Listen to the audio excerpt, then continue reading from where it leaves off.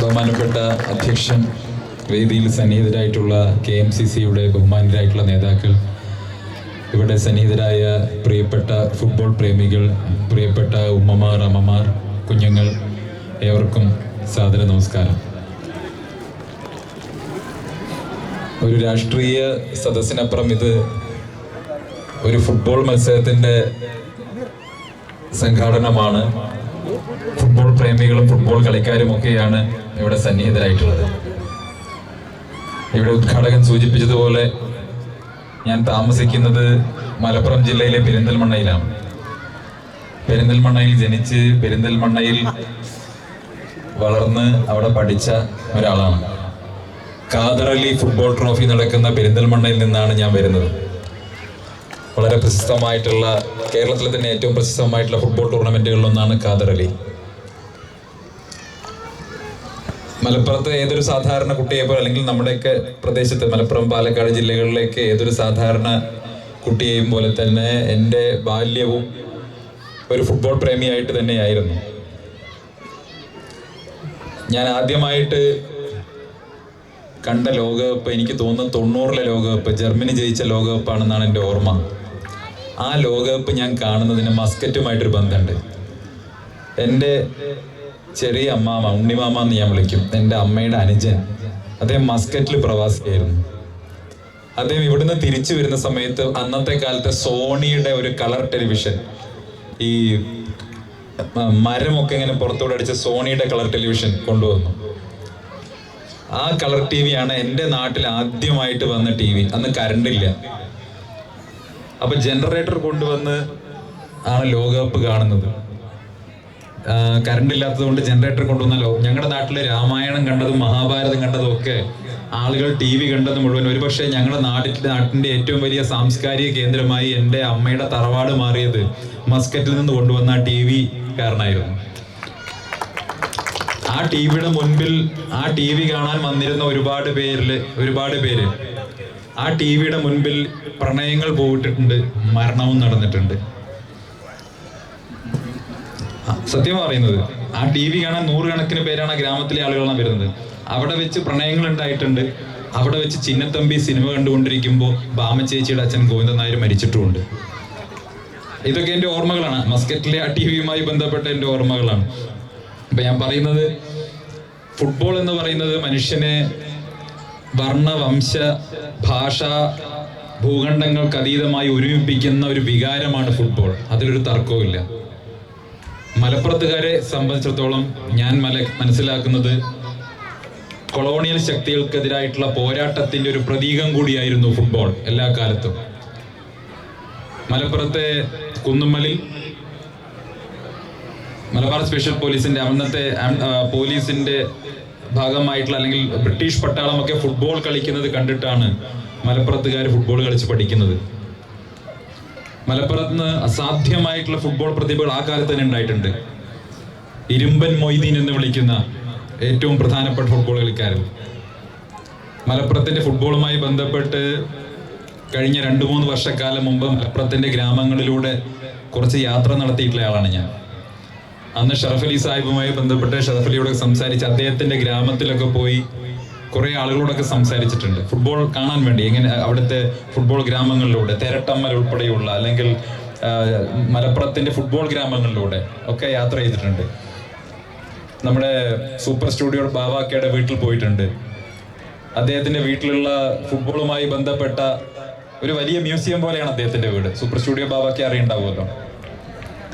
അപ്പോൾ അദ്ദേഹത്തിൻ്റെയൊക്കെ വീട്ടിൽ പോയിട്ടുണ്ട്. ഫുട്ബോളുമായി ബന്ധപ്പെട്ട, മലപ്പുറത്തിന്റെ ഫുട്ബോളുമായി ബന്ധപ്പെട്ട രേഖകൾ കാണാൻ പറ്റിയിട്ടുണ്ട്. അങ്ങനെയാണ് ഇരുമ്പൻ മൊയ്തീൻ എന്ന് പറയുന്ന ഇന്ത്യക്കും പാകിസ്ഥാനും വേണ്ടി ഫുട്ബോൾ കളിച്ചിട്ടുള്ള ആളൊക്കെ നമ്മുടെ ശ്രദ്ധയിൽ വരുന്നത്.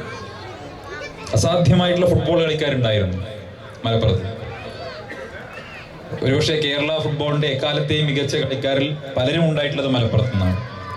പക്ഷെ നമുക്കറിയാം, മലപ്പുറത്ത് ഇപ്പോഴും ഒരു അന്താരാഷ്ട്ര ഫുട്ബോൾ സ്റ്റേഡിയം ഇല്ല. അത് മലപ്പുറത്തിന്റെ ഒരു കുറവ് തന്നെയാണ്. വാസ്തവത്തിൽ കൊച്ചിയിലെ ഫുട്ബോൾ സ്റ്റേഡിയം ഒക്കെ നിറയുന്നത് മലപ്പുറത്തു നിന്നും കോഴിക്കോട്ടു നിന്നുമുള്ള ഫുട്ബോൾ പ്രേമികൾ പോകുമ്പോഴാണ് കൊച്ചിയിലെ ആ സ്റ്റേഡിയം ഒക്കെ നിറഞ്ഞു കവിയാറുള്ളത്.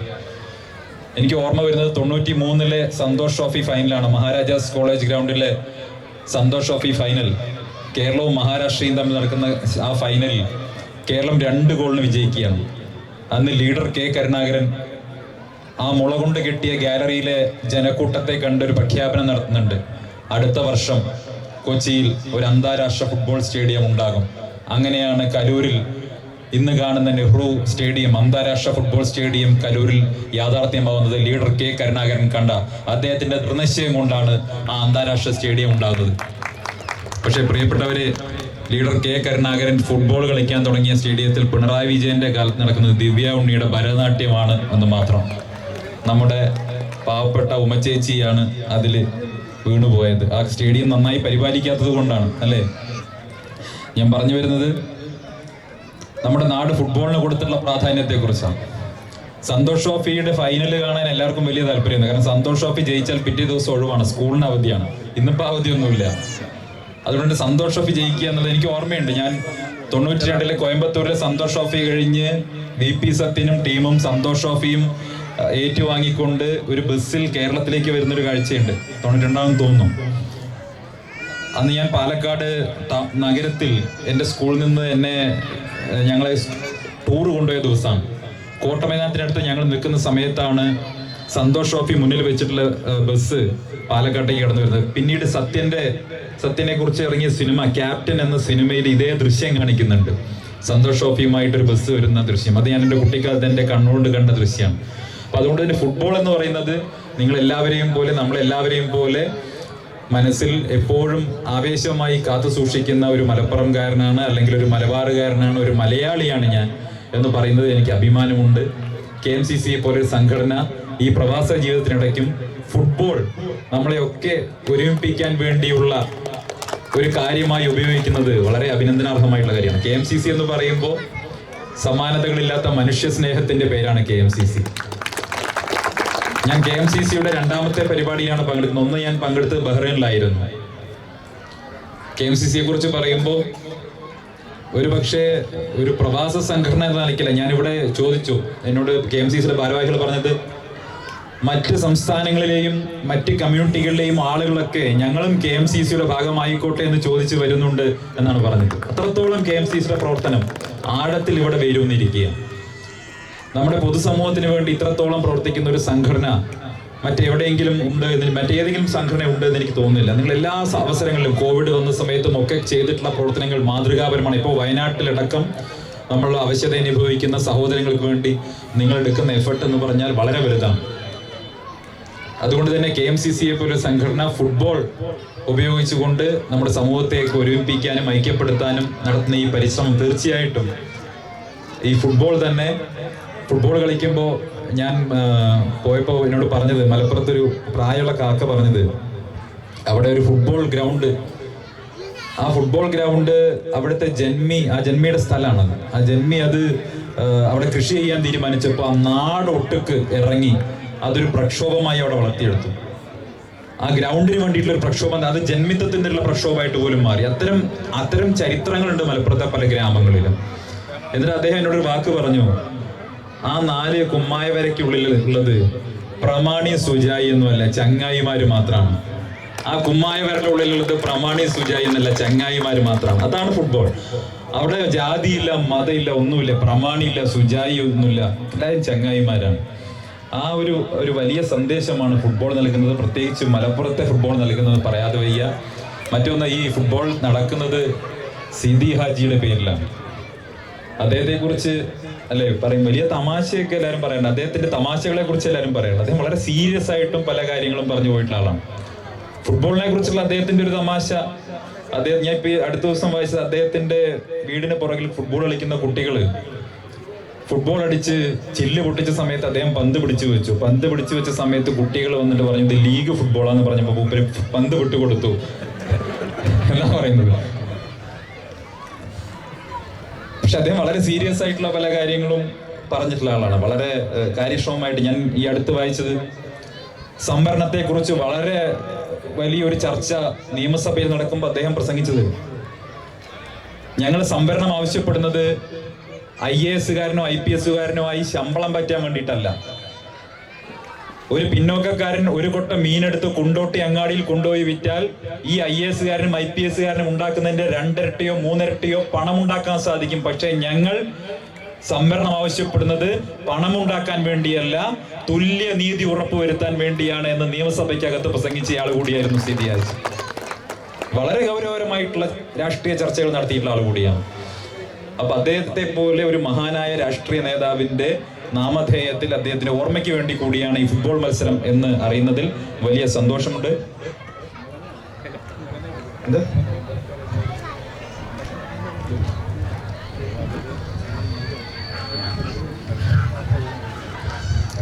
അപ്പൊ അദ്ദേഹത്തെ കുറിച്ചാണ് അദ്ദേഹത്തിന്റെ ഓർമ്മകൾ കൂടി പങ്കുവയ്ക്കുന്നതാണ് ഈ ഫുട്ബോൾ മത്സരം എന്ന് അറിയുന്നതിൽ വലിയ സന്തോഷമുണ്ട്.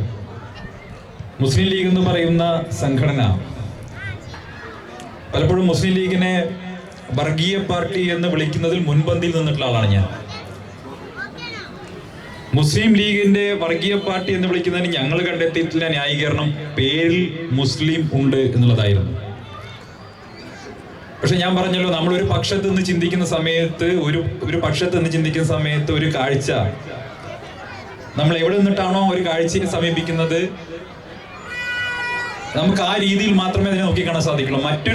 മറ്റൊരു കോണിൽ നിന്ന് അതേ കാഴ്ചയെ നോക്കിക്കാണുമ്പോഴാണ് നമ്മൾ നേരത്തെ കണ്ടതല്ല, കുറച്ചുകൂടി വ്യത്യസ്തമാണ് കാഴ്ചകൾ, അതിന്റെ സത്യം മറ്റൊന്നാണ് നമുക്ക് ബോധ്യപ്പെടുകയുള്ളൂ.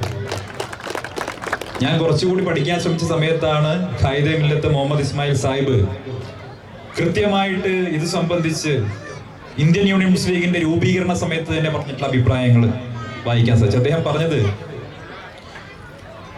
ഒരു മതേതര സമൂഹം നിലനിൽക്കണമെങ്കിൽ അവിടെ സ്വാഭാവികമായിട്ടും മതന്യൂനപക്ഷത്തിന്റെ കാര്യങ്ങൾ കൂടി നടത്താനുള്ള രീതിയിൽ ആ മതന്യൂനപക്ഷത്തിന്റെ അവകാശങ്ങൾക്ക് കൂടിയുള്ള പോരാട്ടങ്ങൾക്ക് നേതൃത്വം കൊടുക്കുന്ന സംഘടനകൾ ഉണ്ടാവണം. അതിനർത്ഥം അത് നേതൃത്വം കൊടുക്കുന്ന സംഘടന വർഗീയമാണെന്നല്ല, അവർക്ക് വേണ്ടി മാത്രമാണെന്നുള്ളതല്ല. ആ മതന്യൂനപക്ഷങ്ങളുടെ അവകാശങ്ങൾ കൂടി തുല്യതയോടെ ഉറപ്പുവരുത്തുമ്പോൾ മാത്രമേ സമൂഹം മതേതരമായിട്ട് നിലകൊള്ളുകയുള്ളൂ. അപ്പൊ മുസ്ലിം ലീഗിന്റെ ഉദ്ദേശം എന്ന് പറയുന്നത് ഒരു മതേതര സമൂഹത്തിന്റെ സൃഷ്ടി തന്നെയാണ്. ഇപ്പൊ CPM-കാരോ അല്ലെങ്കിൽ കമ്മ്യൂണിസ്റ്റുകാരോ ഒക്കെ മുസ്ലിം ലീഗിനെ വർഗീയം എന്ന് വിളിക്കുന്നത് പേരിനൊപ്പം മുസ്ലിം എന്നുള്ളതിന്റെ പേരിലാണെങ്കിൽ, പേരിനൊപ്പം ഒരു സ്വത്വമായി മുസ്ലിം എന്ന പദം ഒരു പേരിനൊപ്പം ഉപയോഗിക്കുന്നതാണെങ്കിൽ, ഇപ്പൊ EMS നമ്പൂതിരിപ്പാട്, അദ്ദേഹം പേരിനൊപ്പം നമ്പൂതിരിപ്പാടുള്ളത് കൊണ്ട് ഒരു വർഗീയവാദിയോ ജാതീയവാദിയോ ആയി മാറുന്നു എന്ന് ഞാൻ വിശ്വസിക്കുന്നില്ല. അദ്ദേഹം തികഞ്ഞൊരു മതേതരവാദിയും ഒരു കമ്മ്യൂണിസ്റ്റുകാരനുമായിരുന്നല്ലേ. അപ്പൊ EMS നമ്പൂതിരിപ്പാട് എന്ന പേര് നിലനിർത്തിക്കൊണ്ട് തന്നെ മതേതരവാദിയാവാനും കമ്മ്യൂണിസ്റ്റുകാരനാവാനും കഴിയുമെങ്കിൽ തീർച്ചയായും മുസ്ലിം ലീഗിന് മുസ്ലിം എന്ന പേര് നിലനിർത്തിക്കൊണ്ട് തന്നെ ഒരു മതനിരപേക്ഷ പാർട്ടിയാകാനും മതേതര സമൂഹത്തിന് വേണ്ടി പ്രവർത്തിക്കാനും സാധിക്കും എന്നുള്ള കാര്യത്തിൽ ഒരു സംശയവുമില്ല. പ്രിയപ്പെട്ടവരെ, ഞാൻ ദീർഘിപ്പിക്കുന്നില്ല. നമ്മുടെ രാജ്യത്തിന് ഇപ്പോൾ ആവശ്യം മതസാഹോദര്യമാണ്. നമ്മുടെ രാജ്യം മുന്നോട്ട് പോകുന്നത് അപകടകരമായിട്ടുള്ള രീതിയിലാണ്. ഓരോ ദിവസവും ഒരു വിഭാഗത്തെ പാർശ്വവൽക്കരിക്കാനും അന്യവൽക്കരിക്കാനും വേണ്ടി വലിയ തോതിലുള്ള പരിശ്രമം ഉണ്ടാകുന്ന സമയത്ത്, നമ്മുടെ ഭരണഘടനയെ അട്ടിമറിക്കാൻ വേണ്ടിയുള്ള പരിശ്രമം ഉണ്ടാകുന്ന സമയത്ത്, ആ ഭരണഘടനയെ സംരക്ഷിക്കാനും മതസാഹോദര്യം ഉറപ്പുവരുത്താനുമുള്ള പോരാട്ടമാണ് നമ്മൾ ഓരോരുത്തരും ചെയ്യേണ്ടത്. അതിനുവേണ്ടിയാണ് രാഹുൽ ഗാന്ധിയുടെ നേതൃത്വത്തിൽ ഇന്ത്യൻ നാഷണൽ കോൺഗ്രസ് ഒരു വലിയ പോരാട്ടത്തിൽ ഏർപ്പെട്ടിട്ടുള്ളത്. നമുക്കറിയാം, ഭരണഘടന സംരക്ഷിക്കാനുള്ള ഒരു പോരാട്ടത്തിലാണ് ഇന്ന് ഇന്ത്യൻ നാഷണൽ കോൺഗ്രസിന്റെ നേതൃത്വത്തിൽ രാജ്യത്തെ മതനിരപേക്ഷ കക്ഷികളുള്ളത്. അങ്ങനെ പറയുന്ന സമയത്ത് മുസ്ലിം ലീഗിന്റെ അതിലുള്ള സംഭാവന വളരെ വലുതാണ്. അതുകൂടി നമ്മൾ മനസ്സിലാക്കണം. ഭരണഘടനാ അസംബ്ലിയിൽ അംബേദ്കർ എത്തില്ല എന്ന സാഹചര്യം ഉണ്ടായപ്പോ അംബേദ്കറെ ഭരണഘടനാ അസംബ്ലിയിൽ ബംഗാളിൽ കൊണ്ടുപോയി എത്തിച്ച് ജയിപ്പിച്ച് കൊണ്ടുവന്ന പ്രസ്ഥാനത്തിന്റെ പേര് കൂടിയാണ് മുസ്ലിം ലീഗ് എന്ന് മറക്കരുത്. ആ ഭരണഘടനാ അസംബ്ലി തൊട്ട് ഇന്ത്യൻ പാർലമെന്റിലെ ഓരോ ഘട്ടത്തിലും ഇന്ത്യൻ യൂണിയൻ മുസ്ലിം ലീഗ് ഉണ്ടായിരുന്നു എന്നുള്ളതും ഒരു വസ്തുതയാണ്. അതുകൊണ്ട് ഈ രാജ്യത്തിന്റെ ജനാധിപത്യ ചരിത്രത്തിൽ ഇന്ത്യൻ യൂണിയൻ മുസ്ലിം ലീഗിന്റെ നാമധേയം സുവർണ ലിപികളാൽ രേഖപ്പെടുത്തപ്പെട്ടിരിക്കും എന്നുള്ള കാര്യത്തിൽ ഒരു തർക്കവുമില്ല. ഈ ജനാധിപത്യം സംരക്ഷിക്കാനുള്ള, ഭരണഘടന സംരക്ഷിക്കാനുള്ള രാഹുൽ ഗാന്ധിയുടെ നേതൃത്വത്തിൽ ഇന്ത്യൻ നാഷണൽ കോൺഗ്രസ് നടത്തുന്ന പോരാട്ടത്തിൽ മുസ്ലിം ലീഗിന്റെ പങ്കും ഏറ്റവും സുപ്രധാനമാണ്. അതിന് നിങ്ങളൊക്കെ വഹിക്കുന്ന പങ്കാളിത്തത്തെ അഭിനന്ദിച്ചുകൊണ്ട് ഇന്നിവിടെ നടക്കുന്ന ഈ ഫുട്ബോൾ മത്സരത്തിൽ ആ മത്സരത്തിന് നേതൃത്വം കൊടുക്കുന്ന KMCC അഭിനന്ദിച്ചുകൊണ്ട് ഇതിൽ പങ്കെടുക്കുന്ന ടീമുകൾക്ക് വിജയാശംസകൾ നേർന്നുകൊണ്ട് ഞാൻ അവസാനിപ്പിക്കുന്നു. ജയ് ഹിന്ദ്.